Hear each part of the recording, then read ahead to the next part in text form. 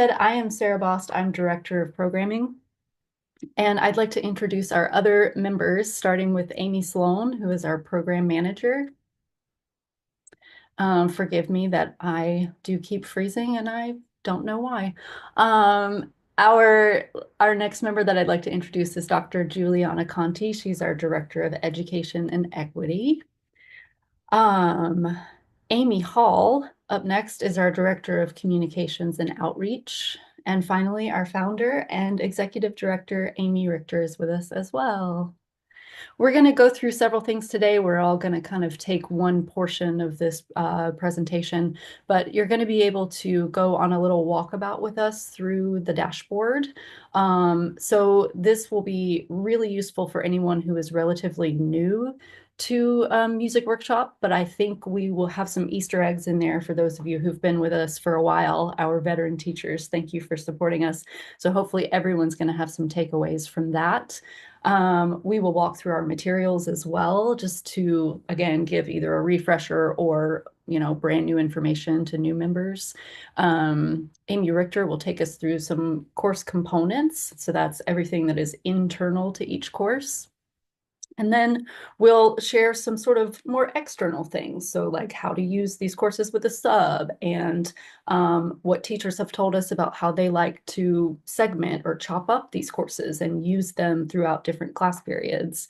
We'll go through some extension activities, including some playlist and listening exercises as well. And then finally, at the end, if you have questions, we will answer them. And in the last few minutes, I will drop a survey link into the chat. The important thing there is that for those of you who are attending in person with us right now, we want to be sure to email you your certificate of completion. So if you can fill out that survey and put your email in there, we will send you a certificate for 1 hour that you can give to your school district for a clock hour. And we also have a handout for you that is multiple pages. It's going to include a lot of information from this webinar, including a listening exercise. So without further ado, Miss Amy Hall is going to walk us through our dashboard.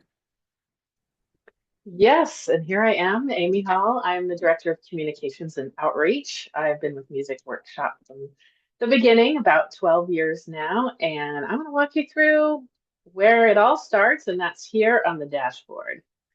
So here's my account, or one of them. And when you sign up for Music Workshop, or if you already have an account, you'll know that after you sign in, this is where you land. There are a few things to notice amongst all this information because everything you will need will be here. The first thing I'd like to point out is right up here, and it's kind of small, but and if you see a little red circle with a number in it, that is if there are new announcements. So the bell is where the announcements are. And if you click on there, you will see lots of different announcements, including conferences we're going to be at coming up, this sounding board, all the different course launches, PD, webinars, all the general upcoming events. So that is a great place to check out every once in a while, especially if you see a little red dot there. Next, you will see the checkout boxes, and there is professional development and our free curriculum.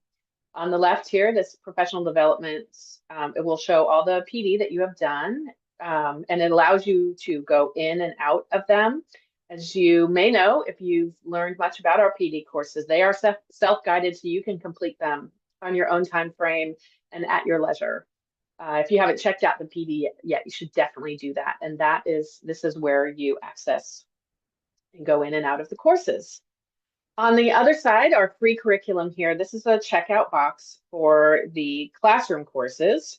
Music Workshop system allows you to be enrolled in 3 at a time. And then at that point, we require you to access additional courses. You'll need to click finish right here, either that or on the actual page of the course, and submit feedback. And then that will free up a space to take a different course, access a different course.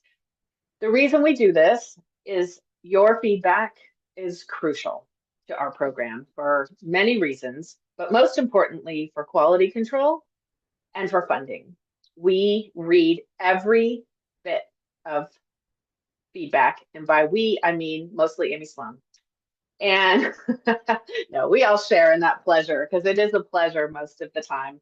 But that feedback, we take note of what is necessary changes, we take note of potential changes, and we love to hear your feedback about what other content that you would like to see. And a lot of what we've created is because we've heard from you that that's what you want. And the other reason for the feedback is our funding for our free resources. Our program is funded primarily by grants and donations, and our foundations just really need to hear that feedback. It's crucial for getting the funding that we need to bring you all these free materials. Now, hidden down here underneath, not so hidden, but not so big. There are a couple really great things that I want to point out. One is the national standards. And if you click on that, you go to a listing of all the resources and their alignment with the national standards, as including the full program alignment by grade level. And then additionally down here, there are some tutorials that are different ways to use the program and the courses, including in different learning management programs. So that's a good thing to check out. There's FAQs, there's a lot of frequently asked questions that are in there that you can answer by going on there. And then we will look a little later, we'll look a little more at extension activities, but right here is where you access them. And that is a great thing to learn about. And I'm really glad we're going to talk some more about that today. As you scroll down the page on the dashboard, you will find all of our content. And as I said, we've got the professional development here. If you haven't checked it out, or if you're checked it out and you saw how amazing it is and you want to take another course, we're adding new courses all the time. And we have our materials here, and you can read course descriptions for each one, and you can enroll here from this tab. And then, of course, we have our free curriculum. And all the course topics here are, you can jump straight to a different category. We've got instruments, genres, cultures, careers in music, and sound waves. Sound waves are interesting. If you haven't looked at the sound waves yet, it is a concert. That's an interactive concert with Q&A with the between songs. There's Q&A with the artists, and it really helps the kids make the connection between music and life and creating music and the tool that music can be in your life by hearing from these artists who have dedicated their life to music. Sound waves, additionally, is one of the part of our content that is meant for grades 3 and up. That also is the same for careers in music and some of our culture series. Everything else has a K through 2 edition, as well as a 3 through 5 and a 6 through 8 as far as grades go. So I'm going to go here to genres and the birth of rock. You'll see here's each course has a tile. There is a course description describing the course, and the course outline, which is an overview of specific contents. And this is a great place to look and see like what the different highlighted artists are that are shown. And so that's a nice place before you enroll to really see a little bit of what's in there. Also, the educational standards are here as well for each course. And you have the ability to preview the course right here. And you can watch it here, and just it's really important to review all the materials before you show them in your class, just to ensure that it's suitable for your particular classroom. And then the final thing that I'd like to point out is there is a favorites button here where you can add this to your favorites. And I'll show you where you access your favorites. Right up here, this little green person, if you click on here, that is your profile. And on your profile, you can see the current courses that you're enrolled in. You can also see your information. You can update your information for your profile, change your password. You can update everything. I will say one little note, you cannot change your email. That is your login credential. And so if you do switch to a new school and your email changes, or new district and your email changes, you will want to set up a new account or contact us and we can help you. But you cannot change it there. So here's your favorites. Here they are right in the list. And so as you go through our course content, if you see things that look interesting and will align with your curriculum throughout the year, this is the place to save them and a really easy place to go and have them all at your fingertips. And then here it will show every course that you, even if it's not in the checked out, if you checked it out a while back, it's everything that you've ever run here. So you can also use that to, if you remember you had one and you couldn't remember what it was, you can go there and see what your past courses are. All right. So now we'll look at choosing a course. As I said, I'm going to pop down here to genres and go to Birth of Rock, and I'm going to resume that course. I could have also done that up in the the checkout box. Again, now that you're enrolled in this course, you will have to provide feedback. By clicking enroll in the course, you have to provide feedback to get it out of the checkout box or to free up another position. But here you are on the course content. And down below here, we'll have instructions, and we've got for the in-classroom. If you're running it in your classroom, we've got for a substitute teacher, which Sarah Boss will be talking about in a little bit more specifically, and virtual learning, which if you're giving this virtually or if you're using it in a one-to-one situation with the kids and their Chromebooks. Again, you can play here to look at the course and speed through and see if you are looking for a specific thing in the course. And all of our courses are all the materials, everything you'll need is zipped into a downloadable file. The place you access that is download course materials. There are 3 options for instructions: in class, virtual learning, and then there's also Google Q&A. The main difference between these two is the size of the video files. They're in the virtual learning materials.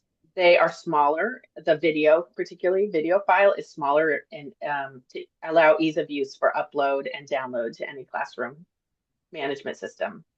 And additionally, all of virtual learning has a few more tweaked materials than the in-class, which is meant for in-class. You'll see once you click on one of these that the materials are segmented by K through 2, 3 through 5, and 6 through 8. And then Sarah, do you want to speak quickly about the K through 2? As I said, not every course has a K through 2 version, and you may have seen that we've been updating the K through 2 version. So Sarah's going to speak about that quickly. Yeah, that's the really exciting thing. I've been working on our K2 conversion project.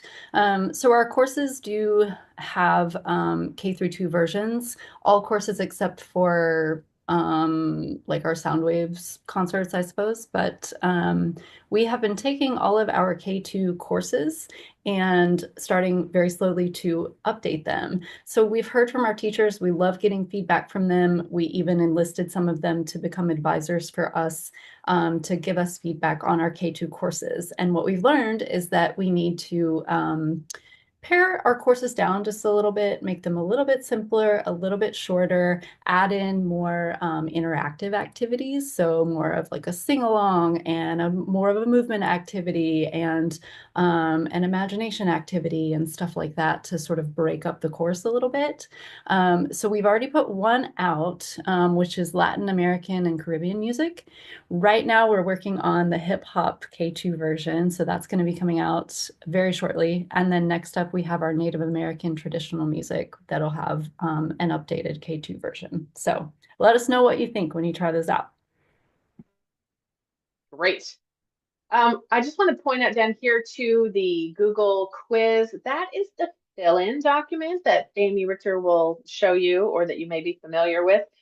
And that is laid out as a digital quiz, and it will force you to make a copy so that you can add it to your Google Classroom, and you can share that as a quiz, and then the answers will come to you, which is very important.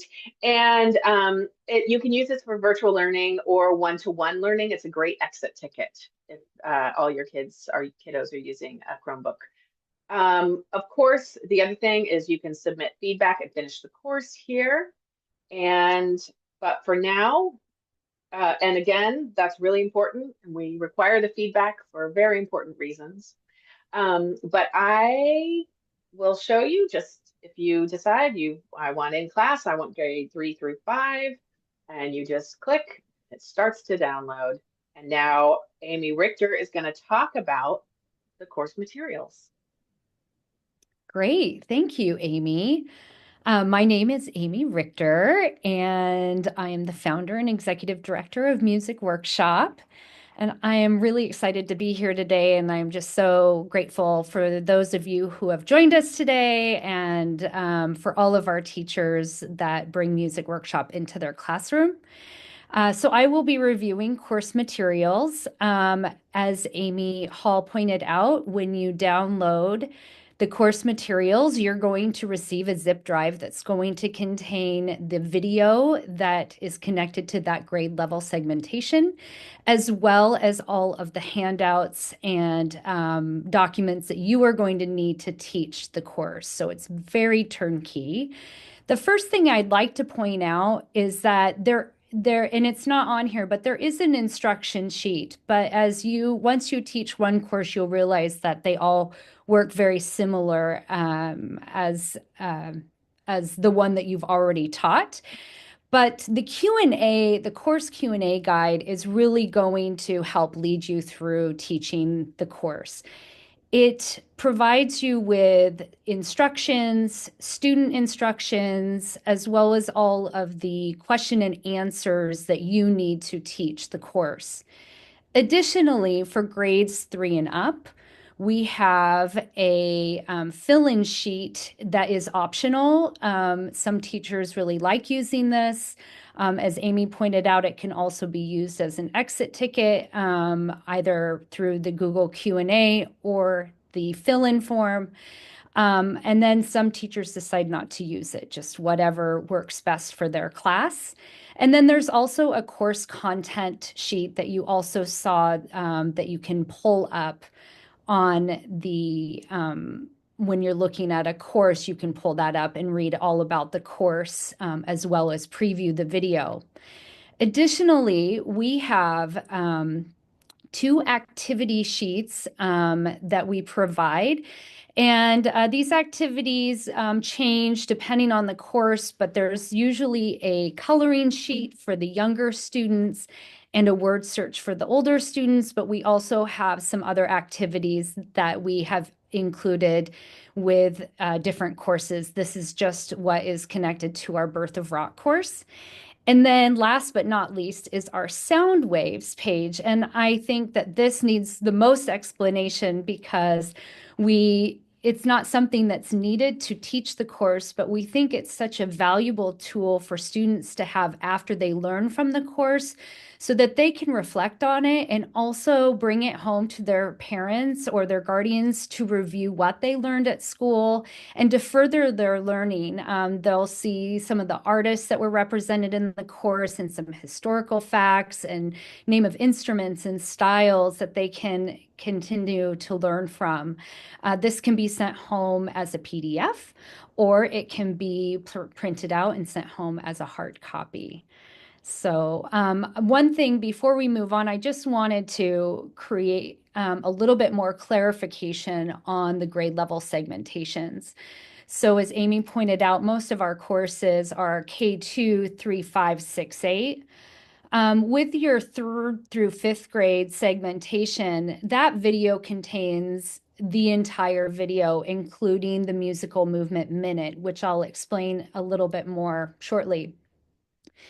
And the musical movement minute, we originally included in the 6 through 8 courses, but were quickly told by middle school teachers that the students don't want to participate in the movement activity. Now, if you have middle school students that you think would really like to participate in the movement activity, then I would suggest teaching the 3rd through 5th grade video with the 6th through 8th grade question and answer document. And then our K through 2 segmentation is really the Q&A is a bit different. It's more experience-based questions. And as Sarah and the video segmentations are shorter. And as Sarah pointed out, we're currently revamping our K through 2 programming, but all of our genre and instrument courses have K through 2 segmentations that you can work from. Currently, we will just be updating them over this next year. So a typical music workshop course structure is as follows. Each course is built into 4 main segments, which allows for a lot of flexibility in your teaching. So if you only have 10 minutes to introduce an instrument, it's a great way to do it with just the first segmentation of one of our instrument courses, for example. So the 4 main segmentations, the part 1 is an introduction to that musical topic. Part 2 is usually a focus on the instruments or the styles. So let's take a genre for the purpose of this presentation. So it would be the instruments and styles of that genre. Then we have the music and life lesson, which I'll go into more detail in just a minute. Part 3 is artists usually of the past or early artists of that genre. And part 4 is current day artists. And then in between each of these segments, you'll see that there's a Q&A part of the course, and that's how you bring in the Q&A handout that you will be referring to as you teach this course. And as I mentioned, all of the questions do have the answers built into that Q&A document so that you don't have to do any additional research to find those. It's all in that document. All in, a course should take approximately 40 to 45 minutes. Each of the Q&A sections takes approximately 3 minutes. But as I said, you can really, you can spread this out over a month, or you can teach it all in one class. So there's a lot of flexibility. And now I'm going to just talk through one of the components of our course that I mentioned is the music and life lesson. And we do get a lot of questions about this because it is a little bit different than the rest of our course. We don't have a visual to this part of our course because it is an active listening exercise. We want students to really connect with a piece of music, the same piece of music, and think about how that music makes them feel. Think about how for the younger kids, like what's that color that the music brings to your mind as you're listening to it? Or what activity would you do while listening to this piece of music?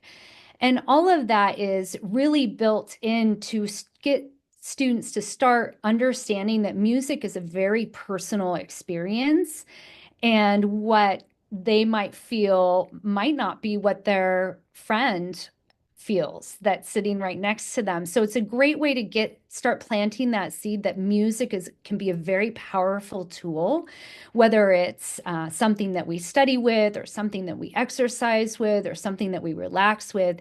It's really important that we understand what we connect to and how that's a personal experience. So this is really just planting the seed for those students. So again, there is no visual. We do encourage that students close their eyes while listening to this piece of music. For the K through 2 students, it's about a minute of that music. And for the older students, it's about a minute and a half of the overall piece of music. And we just find that this is a really great opportunity for all of the class to participate, and that it's not the Q&A is usually, 1 or 2 students that are, or it's not, they're answering the questions, but it's not a whole class participation necessarily where this is and everybody feels like they can share their responses. So it's a great activity. And then the second one that we mentioned is the Musical Movement Minute. And this is a fun, get up, get your wiggles out type of activity that's connected back to the subject that we're teaching about. So students can do it while they're sitting down or they're standing up, all different ways to participate. And we have a lot of really great opportunities for students to learn a new dance move or a call and response exercise or a line dance, all sorts of fun things. And as mentioned, the K through third grade video versions have this musical movement minute.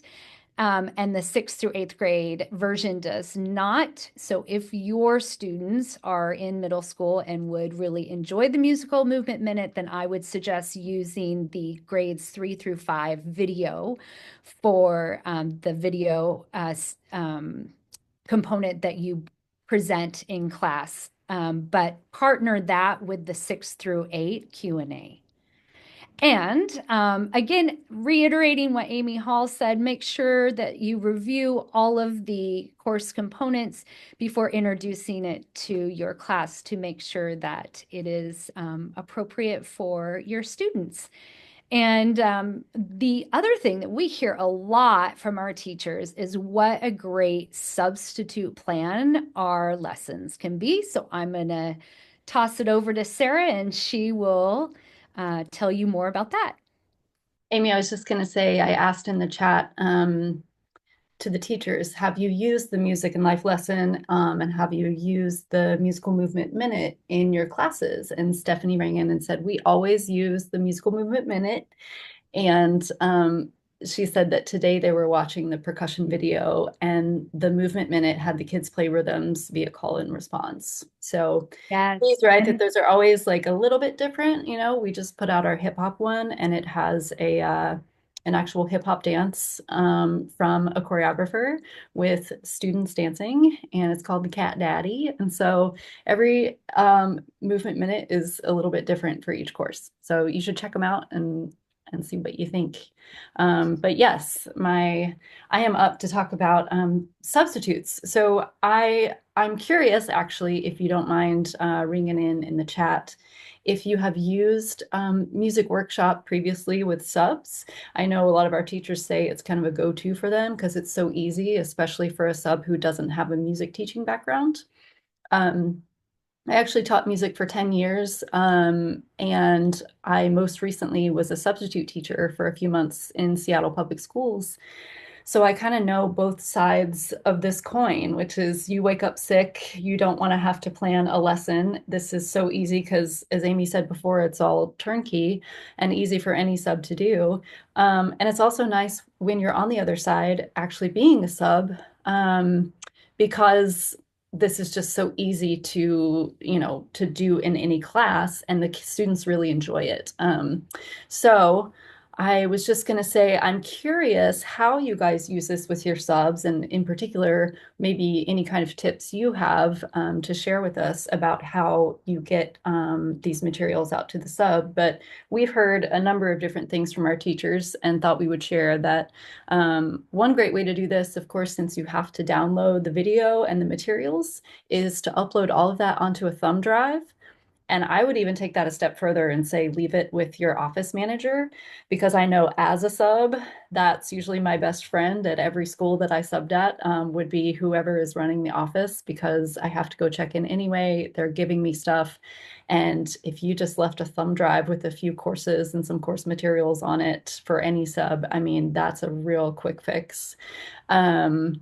And then just another reminder that as we do some of these revamps of courses, as we update things, that you'll want to re-download the new course to your thumb drive, but worth it. And also, I would say, I had a sub gig multiple times from the same teacher. I would get a teacher who just really liked me as a sub, the kids liked me, and I liked it there. And she would call me every time she was going to be out. And so if you're a teacher who kind of has that on-call sub, then I would just encourage them to create their own Music Workshop account because it is free and then they have access to everything. And they could even take it to other schools as well. And then of course, for, every school and school system is different. And so the way that you contact and hire your subs or have communications with them is all different. But if you're on an email-based communication with your subs, just purely having a Google Drive link where you've uploaded this video is an easy way to leave it for them. We try to save you time and give you things that are very useful. And so on the next slide, you'll actually see one of our offerings for you is a little fill in the blank letter that you can print for your subs. It's kind of like a Mad Lib almost. You just print that out whenever you're printing, say, the Q&A or printing the fill in or the coloring sheet. And this you can just fill out and say, this is what you're doing today. This is the course. This is where you can find the video. Here are the materials you're going to use. And, have a great day. So hopefully that's something that's kind of useful to you guys. I know I always like to have sort of a stack of substitute materials in my classroom in a place that's easy to find, just in case I have to be out last minute. So Stephanie says, great idea about having the substitute create their own account. I love that as well. And that gets Music Workshop into more schools that way. So I think that's a cool thing. And then Stephanie also said that she believes that Music Workshop is a fantastic lesson to leave for a substitute because of the scripted Q&A. And she just keeps them printed out. And I think that's the way to go. So we love to hear from our teachers. Thanks for ringing in there and letting us know how you use Music Workshop with substitutes. We're going to hear a little bit from Dr. Juliana Conti about some other ways that teachers are using Music Workshop in their classrooms. Thanks, Sarah. Yeah, so as a music teacher, I definitely liked being able to mix up my materials to last either one class period, a whole week of different classes, sometimes a month. It really depended on, again, whether I had to miss any classes, what our curricular objectives were at the time. And man, I really wish that I had Music Workshop because I probably would have broken them up for my purposes as well, especially depending on the grade level. And so some of the ways that we know that teachers have split up our contents to work for their contexts include cutting them by the Q&A sections. And our executive director, Amy Richter, did mention that we tend to group our courses into a certain structure so that after a Q&A screen hits, then you're in a new part of the course. So you can break any course up that way. You could combine it across different class periods. You could put it all in one class period and do different activities between those sections. You could also use some of it as a class reward. And so let's say that you get the first half of the video done and you've worked with the class and we're facing some behavioral challenges. You can definitely incentivize students' behavior by saying, okay, well, if we do X, Y, Z, by the next 20 minutes, then we'll be able to watch the rest of that Music Workshop video. And we hear all the time that students are asking for Music Workshop course materials regularly, and that it's become a great incentive to get students to work together more, maybe pay attention more. And we know that student behavior can be a challenge. And so any way that we can be a resource is a win in our book. Other ways that you can do it is to cut the course in half. And so maybe you want to do the first half in one class period and then the second half in another one.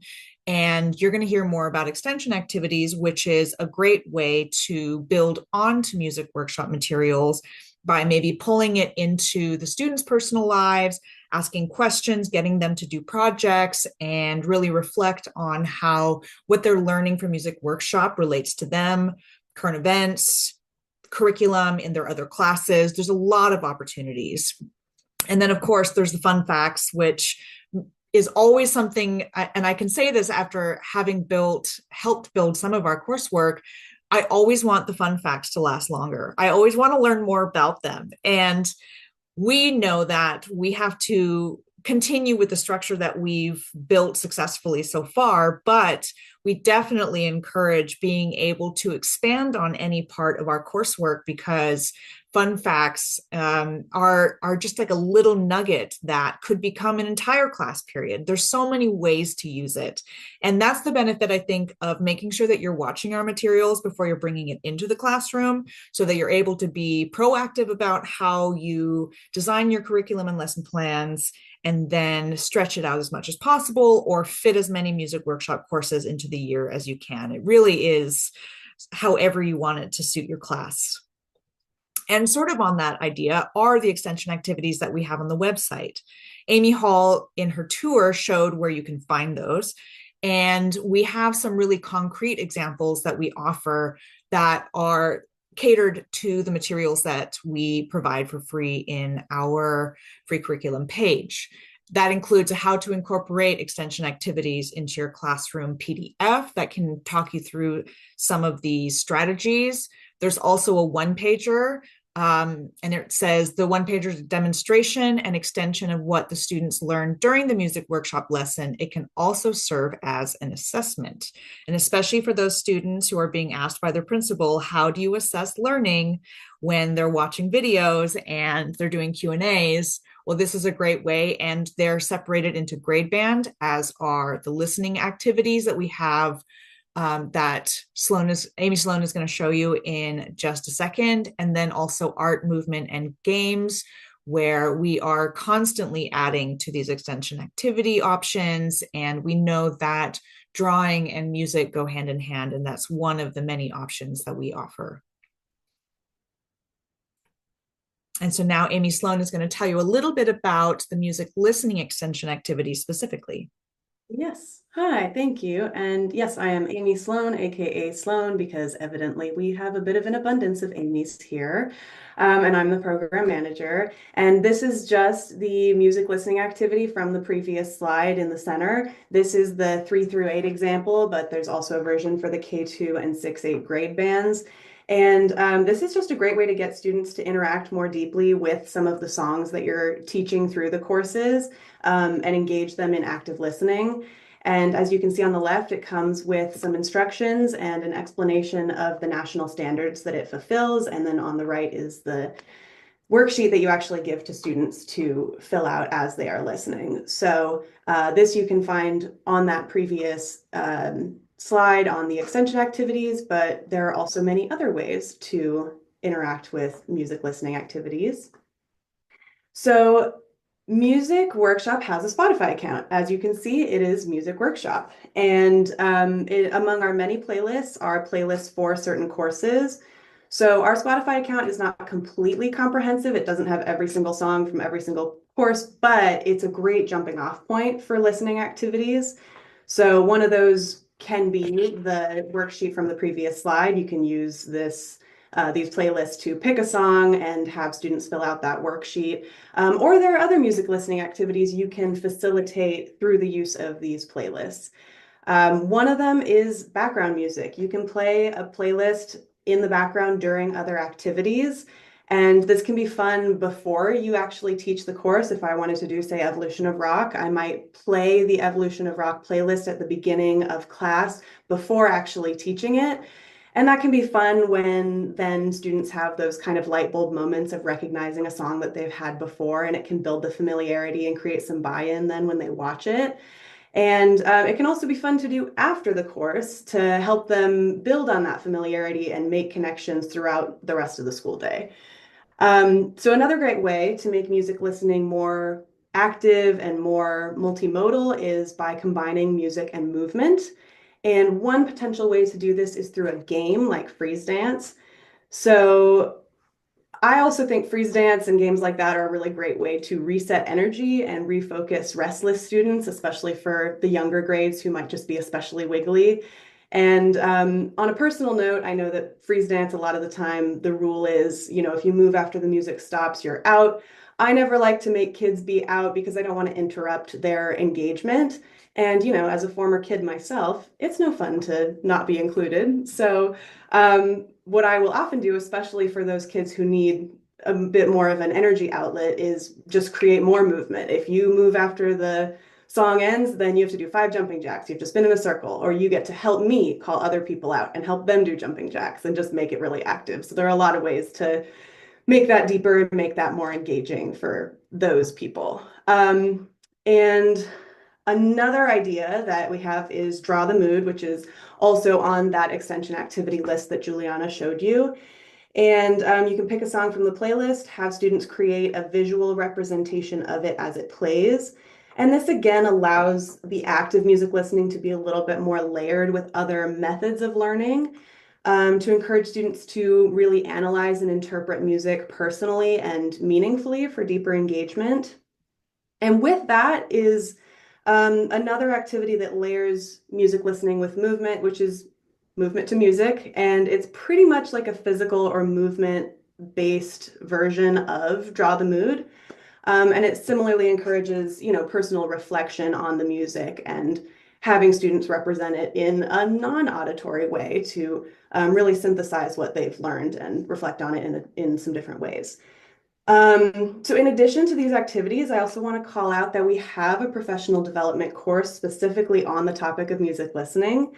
Music listening is one of the topics in our long Music for Wellbeing professional development courses, but we made a shorter version that focuses only on that topic, and it really delves into the information and the research behind music listening in the brain, and it offers a lot more ideas, kind of like this, for incorporating music listening activities in class. And what's fun about that course is it is for all teachers. So music teachers can do it as we have described here, but it can also be for teachers of other disciplines to incorporate music listening into their classrooms for deeper engagement and for, just student well-being as a whole. So we definitely encourage you to check that out. And with all of that in mind, I am going to pass the mic back to Sarah to talk about some of the ways that you can extend Music Workshop beyond the materials that we offer internally that we've talked about here. Yeah, so hopefully at this point you've gotten enough takeaways. You've learned some new stuff on our website, new locations where to find things. You've got new ideas for how to break up our courses. I am seeing in the chat that not everyone knew about our playlists, which is awesome.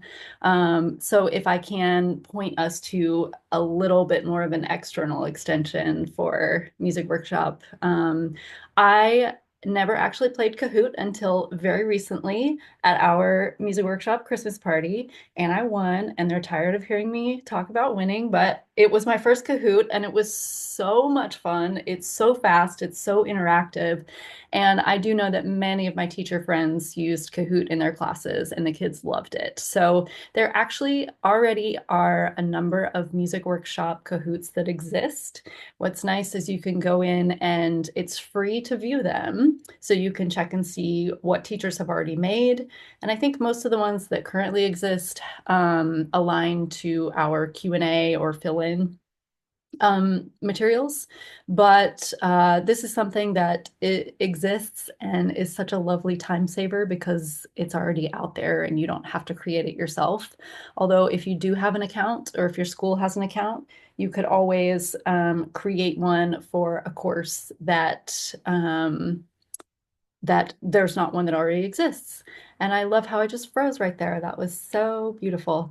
Final reminder, just to make sure that because these are external extensions, so these are not Music Workshop sanctioned materials, you will want to roll through and check every question just to make sure that that things are good on the external side. So I hope that you are just full up with new ideas and things to take into your classroom, especially because it's January and we're halfway through the school year. And I know that my well as a teacher would start running dry maybe about February or March.